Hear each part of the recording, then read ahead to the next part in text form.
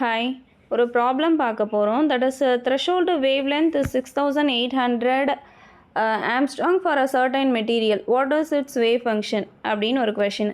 S wave function ஃபைனாக நமக்கு தெரியும். That is equal to h nu நாட்டுன்ட்டு. இது வந்து ப்ரீவியஸ் ஷார்ட்ஸ்லலாம் நம்ம போட்டிருப்போம் அண்ட் டெஃபினேஷனோட. ஸோ ஒரு டைம் பார்க்கறதுனா பாருங்கள். எஸ் ஸோ அப்போ phi is equal to h nu naught. ஓகேவா?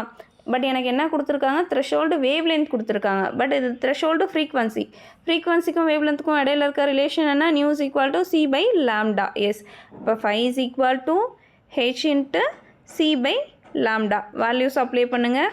இங்கே லாம்டாவோட வேல்யூ, ஹெச்சோட வேல்யூஸ் என்ன, 6.624 இன்ட்டு 10⁻−34 இன்ட்டு 3 இன்ட்டு 10⁸8 ஓகேவா, டிவைடட் பை லாம்டாக்கு பதிலாக நான் 68 இன்ட்டு 10⁻−8ன்னு போடலாமா? எஸ், ஏன் அப்படின்னா ஒன்றும் இல்லை, 68 அந்த 2 0 10⁻2ன்னு போட்டுக்கலாம். ஆல்ரெடி இருக்க ஆம்ஸ்ட்ராங் 10⁻−10. ஸோ இது ரெண்டும் பண்ணிங்கன்னா 10⁻−8ன்னு வரும். எஸ், அதை தான் நம்ம போட்டிருக்கோம். ஸோ வந்து 6.624 இன்ட்டு 10⁻−34. ஸோ இன்ட்டு இதை மேலே கொண்டு போனீங்கன்னா ப்ளஸ் ஆகிடும் இல்லையா? அப்போ நமக்கு என்ன வரும், 3 இன்ட்டு 10⁻- ப்ளஸ் 16 டிவைடட் பை 68ன்னு இருக்கும். ஸோ நம்ம 3 டிவைடட் பை 68 போட்டால் நமக்கு வந்து இந்த வேல்யூ கிடைக்கும்.